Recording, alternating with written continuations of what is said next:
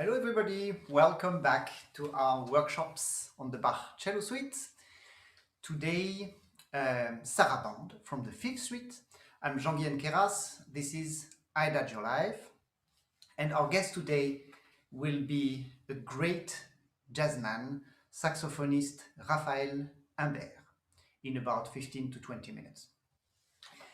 Today, before we go to this very, very special movement, I want to share something that this exchange with all of you outside.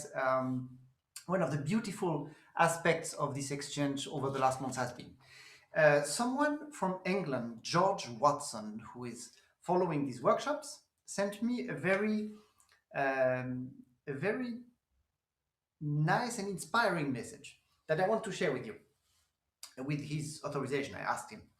So George wrote, "Hello, Mr. Queyras. Congratulations on the Adagio Bach project. My partner and I were in the audience that wonderful night at Wigmore Hall on March 11, when you, Daniel Sepek, and Tabea Zimmermann played Beethoven trios. That was at the Wigmore Hall, and by the way, special day for me. March 11 is my birthday, and this was my last concert before the lockdown. Sorry, that was not from the letter from George. That was what I wanted to say about this.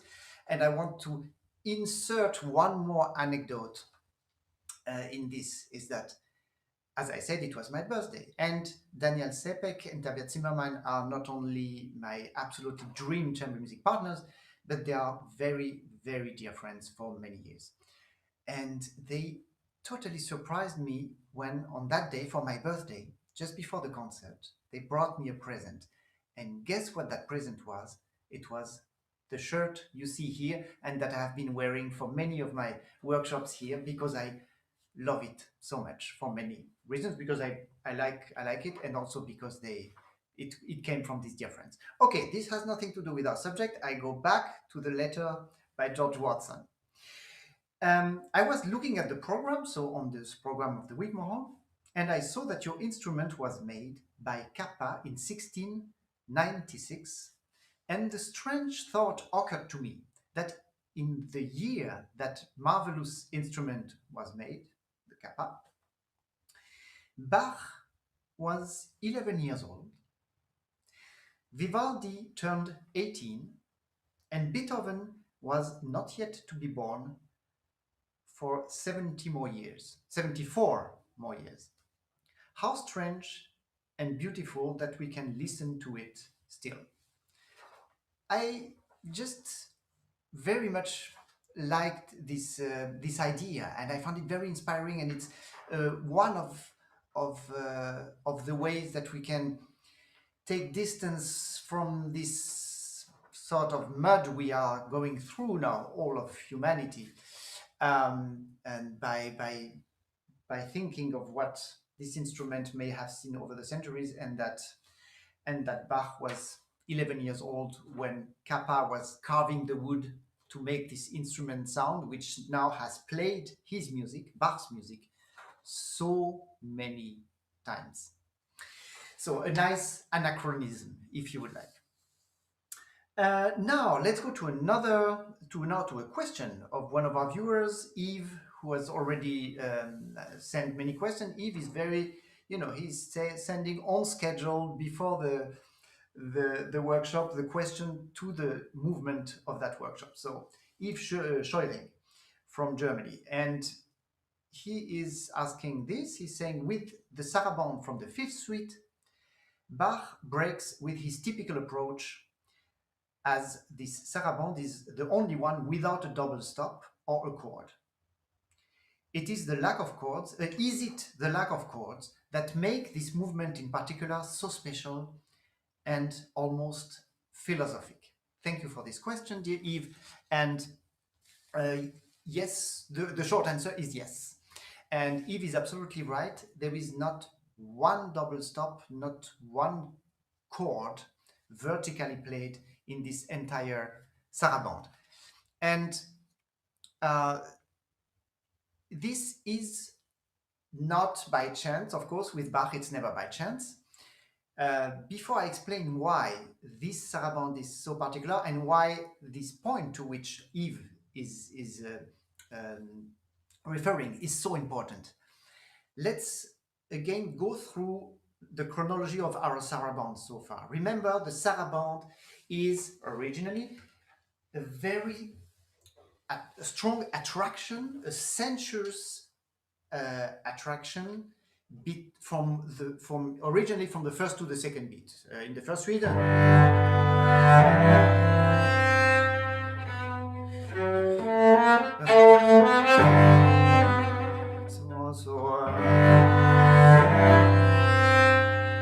one, two.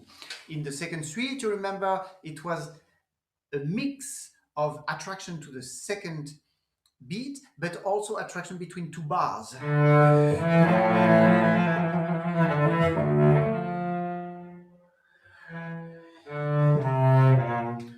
In the third suite, we again had we came back to something which was more similar to the first suite.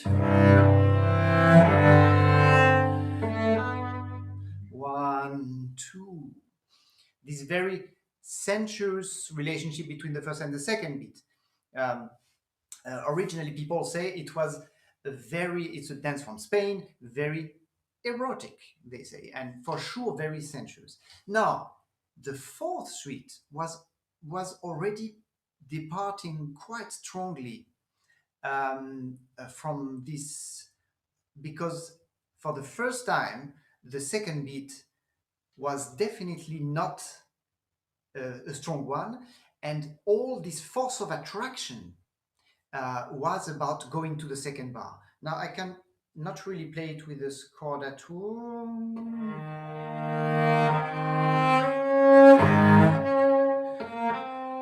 So it was all about going to this second bar. So I guess the one common denominator between all these sarabandes in their different ways is that there is something, this sense of that we have to be pulled somewhere so that it will inspire us now, let's say as dancers, to go towards that beat in a very touchy way, in a way. So now, how does Bach do this in the Sarabande of the Fifth? Well, he's going to do it by two means, which are basically not the ones we expect. He's going to give us this very attractive second beat through the means of dissonance. That means on almost all the second beats through this sarabande, the note we play on the second beat is not part of the harmony. It is an appoggiatura, a fremd note, a note that doesn't belong to the harmony and therefore which is dissonant and therefore more expressive. And by this means, the mean of this dissonance, he's going to enable us to suggest a bass note which will be heard only one beat later.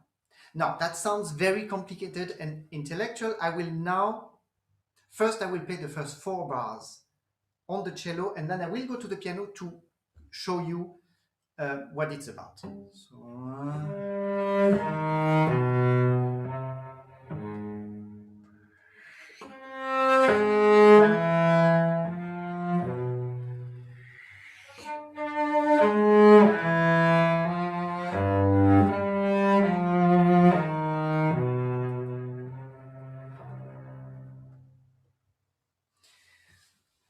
Now, the reason I want to go to the piano is that I want, in a way, I am going to be a spoiler because I'm going to show you what's in the background. And I can imagine you are there thinking, well, why does he show us what's in the background? Because Bach didn't want us to know it. Well, the thing is that as a performer, I need to refer to this background a suggested bass line in order to make my phrasing, my sound, to make it sensible. So let's do this first part that we just played.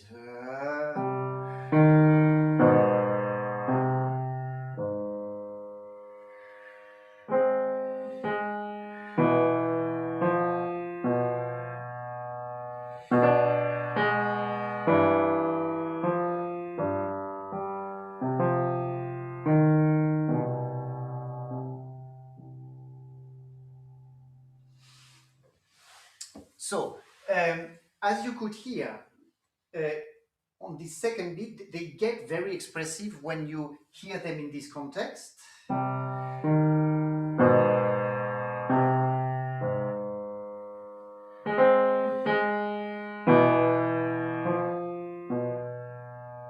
So, what does it tell us? It tells us that the main protagonist, in a way, in this fifth suite is the harmony that is not played. So he's always suggesting it. So this is to get back to the question of Eve.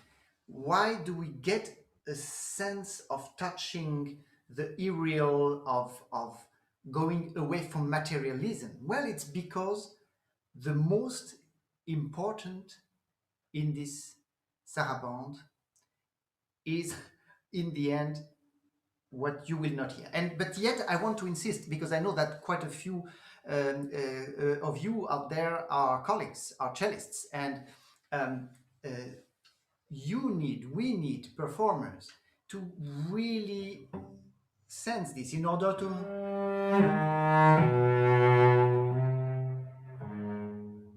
feel this A flat on the second beat. And another good reason is that so that we remember that when we play it on the third beat, this A flat has already been around since the second beat, so don't play it with a lot of bow. Don't give it too much weight, as if it was a new harmony.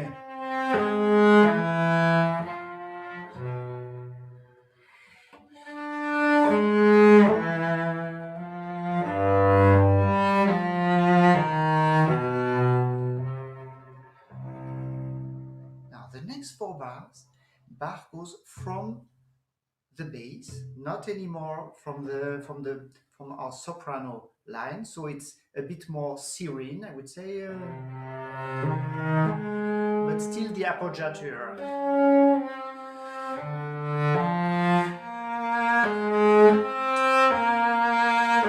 And then here, for the first time, an appoggiatura on the downbeat. Appoggiatura also.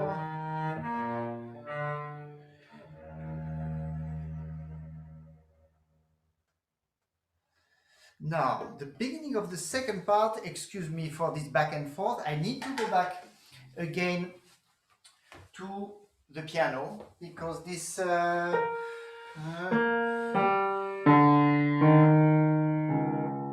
what's our bass line? Well, this D flat that Bach gives us is coming on the second beat. Now, what does that mean?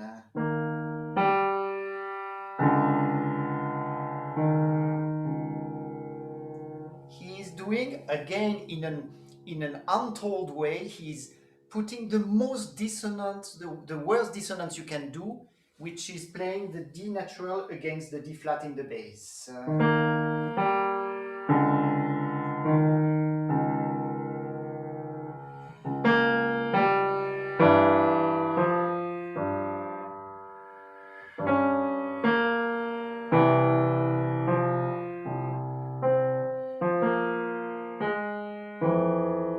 So again, you hear after 4 bars from the top, again, like in the first part, we go from the bass.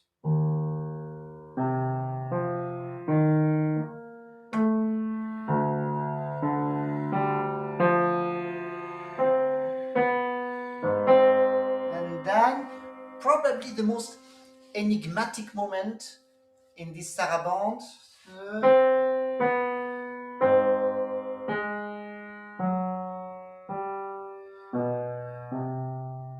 So basically we are doing this in the bass, and he's like he does sometimes, he's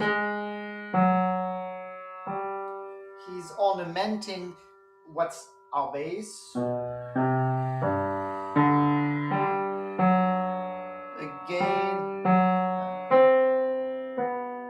And now the most expressive, we had just before the most enigmatic, now comes the most expressive moment in the coda.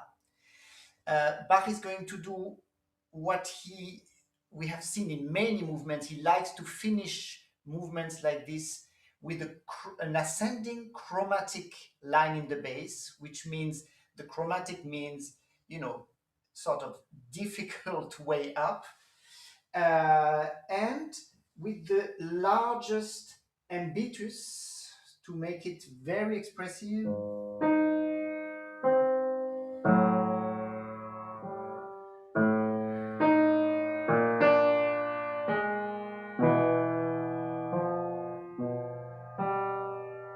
And then cadenza.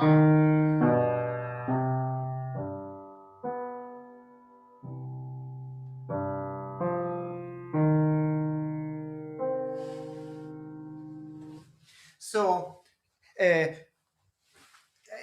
I apologize for being a spoiler for those of you who don't want to know what's back there, because again, this piece would not be as interesting if the bass was really harmonized and was played.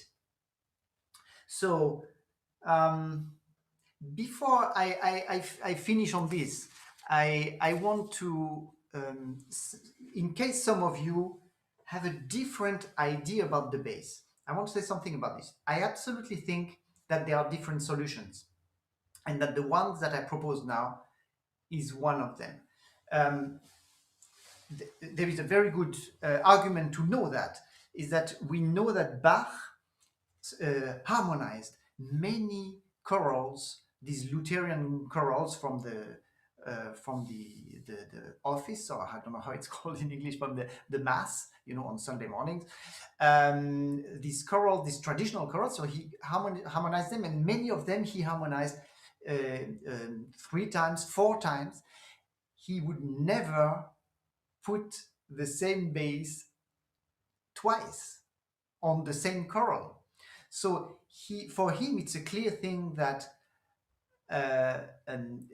that one and the same melody, one and the same soprano can be harmonized in many different ways, and that's what he finds interesting. Now, that makes it even more fascinating that in this piece that he chose to not reveal, not give us any of these possibilities, leaving us wondering,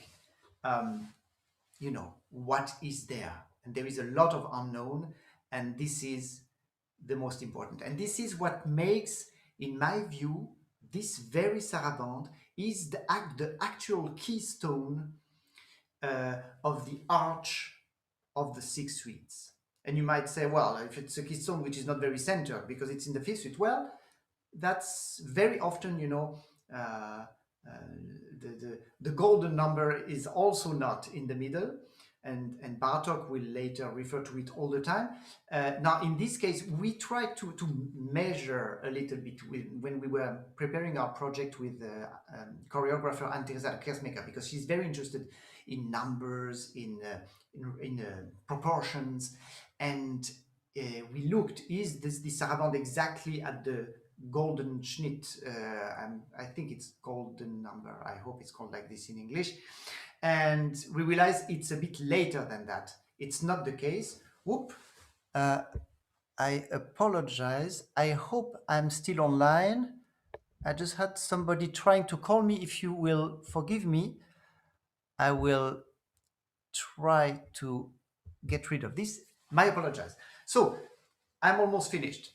what I want to say is that the Sarabande is a bit after the golden proportion in the suite, but it's about there. And I think in terms of the dramatic of the Sixth Suite, this Sarabande has this very, very special role. And the way Bach decided to give it this special role is by going full steam, going the furthest in what makes these six suites, which is the invisible bass. Remember, we talked about it in the very first workshop.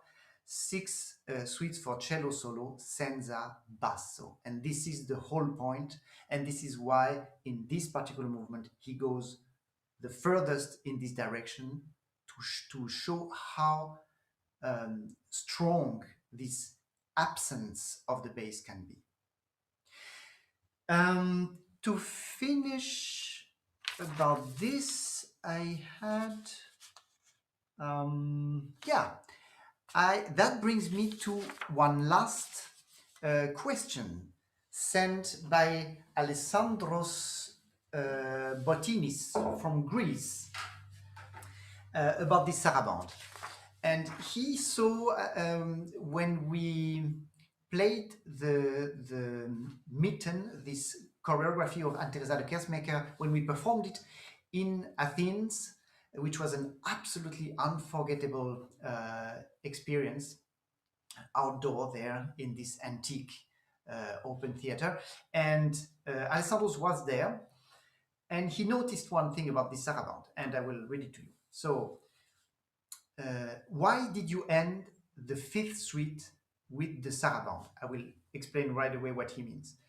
You made it sound natural that the suite should end there. However, could you share with us the idea behind this extraordinary decision? Thank you so much, and wish you all the best. So, in this choreography by Anne-Theresa de Kersmaker, Anne-Theresa decided, we decided together, we talked about the structure, the form of the sixth suite. And there were two aspects. One was that Anne-Theresa wanted to have really absolutely no break. She wanted to have the sixth suite in one straight dramatic unit.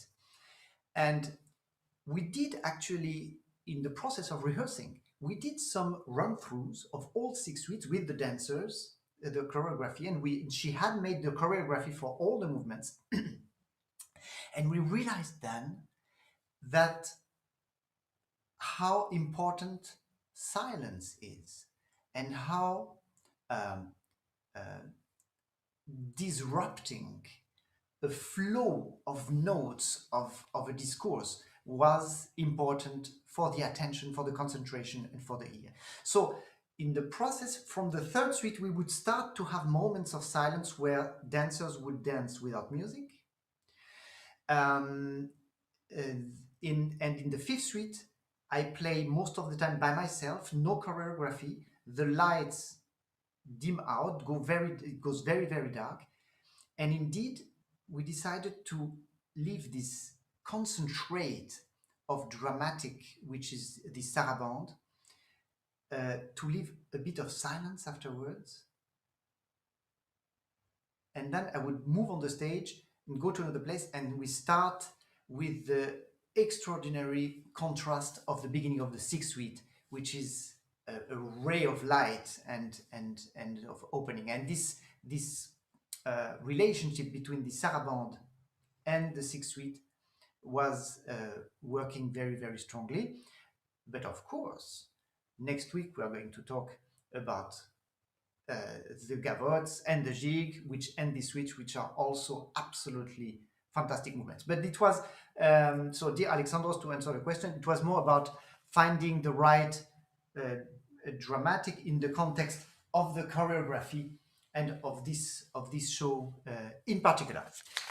Now, dear friends, it is the moment of our guest, and dear Raphaël Imbert, are you there? Yes, here you are. Hello, Raphaël. Jean-Guihen. Hello, dear Raphaël. Thank you so much for finding the time to be with us today. Oh, it's real pleasure. It's an honor, but I do apologize for my English for all listeners. But I'm very happy to be with you here, even Yes, by well, chance. But it's a great chance, and I really appreciate your introduction. It's very interesting, and yes, thank thank you. you. Well, Raphael, I think you know anyway about your French, about your English. It will be an opportunity for the people to see two French people communicating in English with each other. So it's something special. You know, we should put us together in some kind of special show. You know, like French Yes, speaking I English. know it should be great. In fact, it's a Yeah. beginning of something. So no, but Raphael, I really appreciate because you are one of the persons who, despite all the cancelled concerts and everything, is still very busy because you also have responsibilities as a director of the Conservatoire in Marseille, which you started last year, and everybody is saying how, despite all the COVID and all these things, you managed to give a new swing, a new élan to the conservatoire. So that's really fantastic. I'm so happy for the young musicians who are there. I guess my first question to you, Raphael, we you you you are an amazing improviser. Absolutely a master, and I've had the chance to experience that with you on stage, and sometimes improvisation is probably very often the maillon faible, the spot in the classical musicians that we are, that is a bit missing, and that we should try to develop, as Sasha Gutzel in another workshop mentioned, because he said that's the point. Our sopran line and everything should actually always have this improvisation quality. So my question to you is, how do you see, how do you, you are relating, when you improvise, you are always relating to harmony. How do you see in Bach's music, how he deals with harmony, and also with harmonies which are not shown? Is that something that one finds in the jazz once in a Def- while? Definitely, the first, I think the big thing, I'm using to say, if you don't agree about the fact Jean-Sébastien Bach is the first great jazz man, it's impossible to discuss with you. Uh, so we can stop it if you don't agree with that. But it's a joke, but in fact it's quite true, and we are, Bach is very special for jazz musicians since the beginning of jazz. In fact, you talk about, for example, you talk about Lutheran chorals.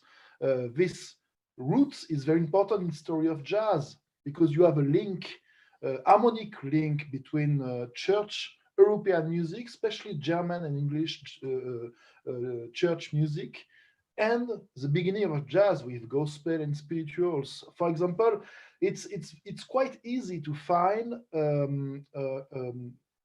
a common roots with Bach and jazz music on this on this on this point. In other points, you can find a strong link between Bach and jazz about swing, because this is I was very interesting about what you say about invisible bass. It means invisible stream. It's in other way, but because the bass is always here, but the Bach is a genius of enigmatic things, and you can choose if you want some different bass. And when we read different choral, different harmonization of the same choral, you told that it's very important. You have never the same bass, never the same harmony. And in jazz, for example, the importance of bass and the walking bass. This is the bass you play on double bass or electric bass, sometimes in cello.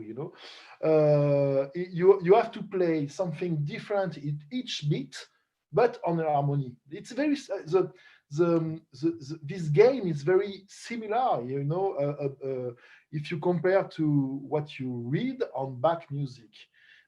It's very important for me to say what you read, because in fact, in a way, what we know about Bach music is it's about paper, but we can imagine what the how sound and great music we can Bach play as an improviser. It's like a new galaxy. In fact, if you when you think about it, because what we have about Bach, it's what is written, about with paper. But we know Bach, he was an amazing improviser, and we can feel, I think, this link with organ music, because organists, especially in France, keep the tradition of improvisation in classical music. This is a major point, in fact, the very important subject, in fact, why classical musicians don't improvise now in the 20th and 21st century, because in the 16th, 17th, and 18th century, as a classical musician, as a musician in Europe cultural area, you have to improvise. Right. You have to play with folia, with different kind, like us as a jazzman with blues and jazz standard. It was quite exactly the same thing. And in the time of Bach, Bach was most famous as an improviser, as a composer, in fact, because he, in a way, when time of Bach leaves, Telemann was most famous, most à la mode than counterpoint and fugue as like Bach, in fact. But as an improviser, Bach was a genius, recognized in all Europe. Yeah. Raphael, I know, I asked you if you could have your instrument ready for us. And I want to ask you something. I want to challenge you on something, but tell me if I'm totally crazy. So you and I, we have done actually in a recording called Complice, and before on stage, we have recorded two pieces together. There was this a piece by Coltrane called Alabama. And we go into the Sarabande that I was talking about today, the Sarabande from the Fifth Suite, and you improvise on this Sarabande with the unplayed bass. Now, I have a crazy challenge for you. Would you imagine now doing your improvisation on this Sarabande not being played, the Sarabande that has a bass that is not being played? So that would be like a 3-layer absence of something, and you could play a few bars of this. Would you do that? It's a good challenge. I will try to do it. Because improvisation, it's about memory, and sometimes memory, our brain, I think, the big thing in time of Bach is brain and memory was very strong, because art of memories. And now, because of numeric, of phone, smartphone, our brain is there, That's but true. sometimes, as an improviser, it could be a good thing. I will try to play something now, as you asked to me, just with my reminder or something. Okay.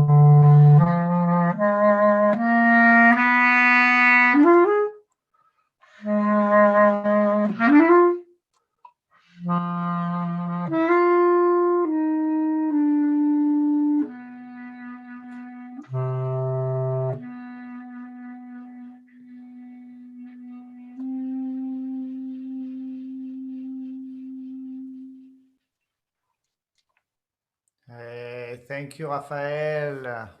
Raphaël, inspired by Fifth Suite, by the Sarabande from the Fifth Suite. Raphaël, I have a last question. Actually, just 45 minutes before this show, a young, very dear friend, young cellist, um, uh, we hadn't been in touch for a while. We were writing, so how are you? Okay, fine, fine. And and she was mentioning that the it is so challenging, these days with as musicians, these confinements, this not being in touch, not being. Do you? Because I know you are dealing with uh, all these young musicians at the conservatoire and everything. Do you have something you want to give the young musicians about some idea about how to deal with this situation at the moment? It's a good and difficult question, in fact. Um, we have in moment in France, especially. I don't know what is the feeling in Germany, especially in England now. It's very difficult in many parts of the world. But in France now, this second time of this strange, amazing moment and very difficult, very terrifiant, I don't know the word, Terrifying. Mhm. terrifying moment. For the first lockdown,